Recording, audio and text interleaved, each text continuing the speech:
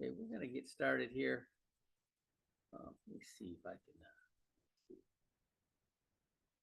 Uh,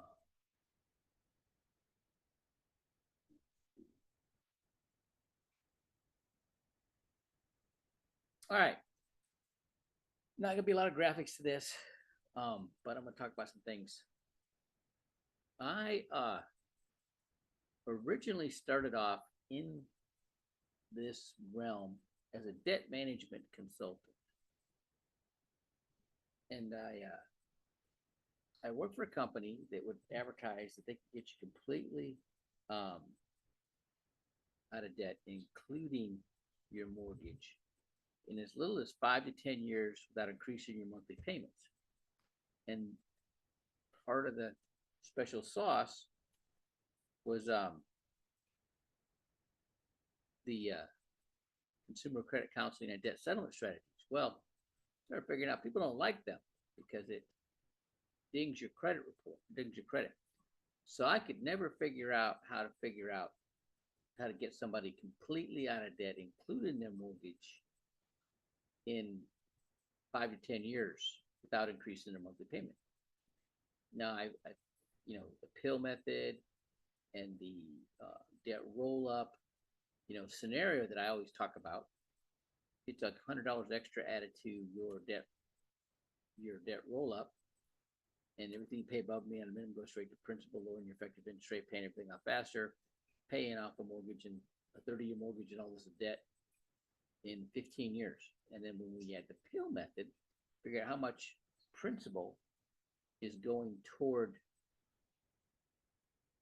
your mortgage every month out of your payment.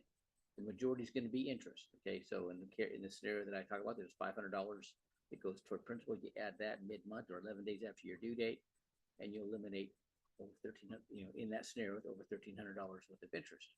Now you're knocking that mortgage off when you implement that with the debt roll up to 12 years. And then I learned about the family banking strategies, right? Knocking them, where you're just running your debt service payments. You pay it into your policy, you overfund your policy by that amount, and you borrow that out. It's a wash, so that's really not getting charged any interest, and you pay your bills on time. And in less than 10 years, you've got enough in your policy to borrow against to completely pay off the remaining balance of your mortgage. And now you're paying yourself back. Okay. And that was sexy. Okay. But I've done some things, right? Um, I've more times than I can tell you. I had a guy that he was the sales manager for the Chevy dealership in National City, and he wanted to buy or refinance his house. He had a high mortgage, right? And his scores were really low, but he couldn't figure out why. So, you know, I did an application for him, pulled his credit, saw that what he's saying, but I couldn't see any derogatories on his credit report. Sent that information into the underwriter. Underwriter said, okay, it's TransUnion pulling his score down. So I put a cover sheet together, and I faxed his credit report to TransUnion 4 days in a row. First thing I do, put in the truck fax machine, send it, right? They called me back. We went over it. He had had a bankruptcy like 11 years prior, and Sears reinstated the debt. Sears does not like to get charged off in a bankruptcy. They always try to get paid. Okay, so when they saw that, they took that off. His scores jumped. He was like high 660, almost 670 FICO score. Got him his loan, got him the lower interest rate. Okay, that was the first real success story that I had. Right. Then I had somebody else, a neighbor, right, and their credit was really low, and so I looked at what they had, told them what to do, um, and got them out of debt. Right. Then just another guy comes to me. Now it wasn't a debt situation. All right, this guy was trying to buy a 2-unit property in Logan, San Diego. That's the bar. That's the hood. Yeah, they just ended redlining, and these two brothers, Filipino, one was a contractor, the other one was a real estate agent, and they bought this 2-unit property right on the border of Golden Hill and Logan. They rehabbed it and flipped. Well, I'm trying to flip it in less than 6 months. So I found a lender that would give me the new value, and they would also give me the value. The properties in Golden Hill. The property was right on the line, right across the street was another zip code, Golden Hill, and so they would give me the comps, allow for those comps. I had to go through like 8 appraisers to get some appraiser to give me the new value and to use the comps in Golden Hill. It was an appraisal review for 8 days, but they funded that loan, and shazam, my phone started ringing up the hook. That guy was part of a real estate investment group, and he told everybody what I did. Nobody else could do it, and I got it done. And man, my phone just started ringing. Okay, then the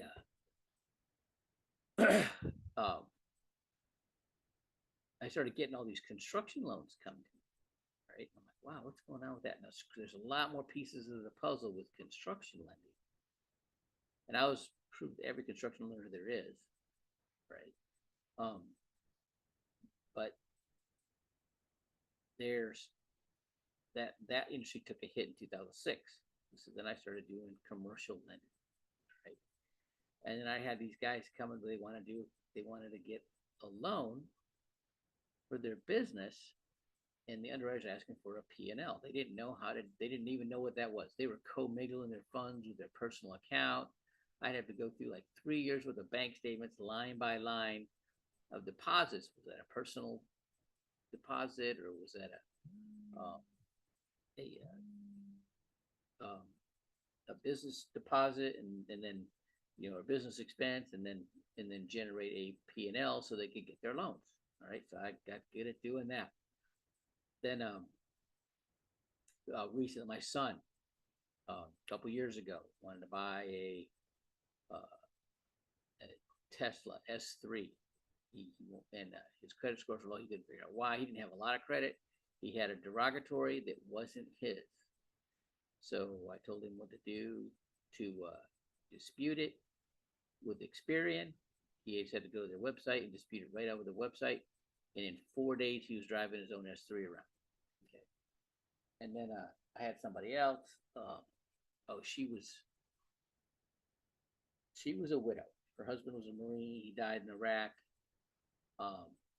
She had got the $400,000 Service Group life insurance, put $200,000 to buy the house that she lived in, paid closing costs, down payment, and she was sitting on the other $200,000 in a money market that didn't grow a penny in like 7 years. She looked at me. She goes, "I know the market's on sale. I just don't know what to do." So $117,000 of that money, I put her in a. Back then, there was this one company that had this exemption, a special exemption from the IRS. The way they blend the basis in the gain, you pay a lot less in taxes, and the older you get, the less you pay, right? And like at 69, if she pulled out $65,000 a year, she'd only pay tax on $14,000. Okay, and then I set her up with a California municipal bond fund that for an emergency fund. Okay, it's like 25,000 in there. She bought it at a 5% discount. All right, well, that's was in 2009, early 2009. So the market came back, everything blew up. She got like 47% in her annuity. She got like 45% in her VUL, and she got 28% in the California Municipal Bond Fund. There was like, get her out of that. That's never going to happen again. So I rolled that into a Prudential guaranteed annuity. All right. And so 9 years later, and she kept contributing like $450 a month to her policy. So between all the accounts, how they were growing, and what she was contributing to her policy, in 9 years she had $1 million, and with great tax advantages with the variable universal life policy and with the annuity, the two annuities. Um, so that was another success story. Okay. Um, the Recently I had somebody coming to me. They wanted to they wanted to buy a new car. Their scores were they had only four trade lines. They were all in derogatories. We fixed them up using Score Navigator, which you can find the link on MyBiSYBusiness.info. We paid them off. Right now, I don't get a new credit report with Score Navigator for 30 days, but he could go on Experian.com, TransUnion's website, and Equifax website, and so within like 2 weeks, those scores jumped like over 60 points, right? And he got his car. Okay. I got somebody else. They have a voluntary repossession of a vehicle, and their warranty, um, they had transmission issues, and the warranty they've been paying into said that they're not going to cover that because it's not part of the car was still running. There was some stupid stipulation, so he turned it in and did like a voluntary repo, but that's only pulling his score down like 7 points.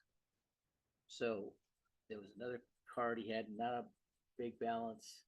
If you paid that off, it'd take it down like 22 points. All right. And there's some other tricks to get the score up.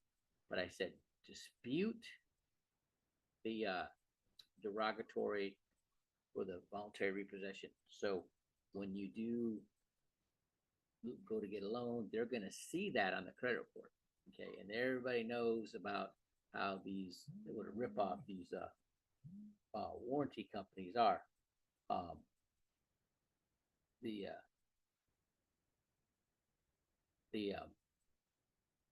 And so everybody knows that, right? So that's going to help him out tremendously. Okay, so these are just some of the things. Getting into a house and your credit, you're making money, but you got credit scores low. There's NACA. They don't care what your credit looks like. To take 3 years bank or their tax returns, you go to them for a consultation. They'll help you get into a property, 100% financing, no closing costs. You can even get to a 4-unit and let the other live in one and let the other 3 units qualify you with that program. Then I can help you get your credit scores up, and